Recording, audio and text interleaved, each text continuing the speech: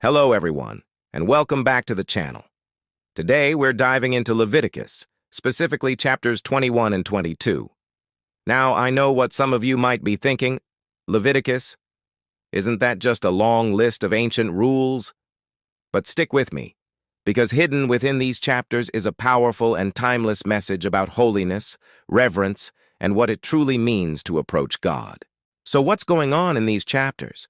God is giving specific instructions to the priests, the descendants of Aaron. These weren't just random rules.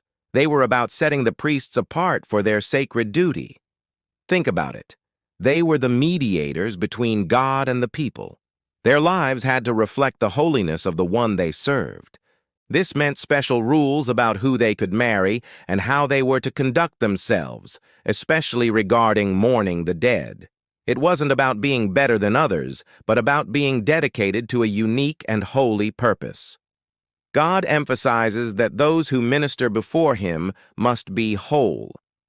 The text talks about priests not having certain physical blemishes. Now, this can be a tough passage for us to read today. It's crucial to understand this isn't about God valuing people with disabilities any less. In the ancient world, physical wholeness was a powerful symbol of spiritual integrity and completeness. The priests were living symbols representing a perfect and holy God to the people. It was a visual metaphor for the spiritual purity required to enter God's presence. Then, in chapter 22, the focus shifts from the priests themselves to the offerings they bring. The principle is the same. The sacrifices brought to God had to be without defect. No blind, injured, or diseased animals were acceptable. Why? Because God deserves our best.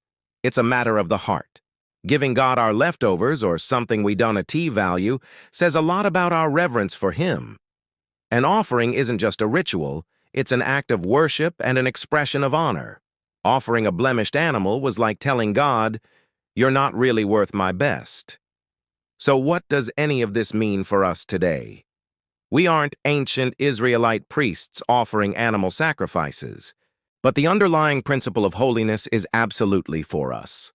The New Testament calls all believers a royal priesthood. We are all called to be set apart, to live lives that honor God. We may not have a physical temple, but our bodies are described as temples of the Holy Spirit. This call to holiness isn't about earning our salvation through a checklist of rules. Instead, it's our response to the incredible grace we've received. The standards in Leviticus point us to our need for a perfect high priest and a perfect sacrifice. And we have that in Jesus. He was the flawless priest and the unblemished lamb who was offered once for all. Because of Him, we can approach God. Living a holy life today means offering God our best. It means giving Him our time, our talents, and our hearts with sincerity and integrity. It asks about being mindful that we represent Him in our daily lives, in how we treat others, in our work ethic, in our choices. It's about living with a sense of reverence for the holy God who has called us His own.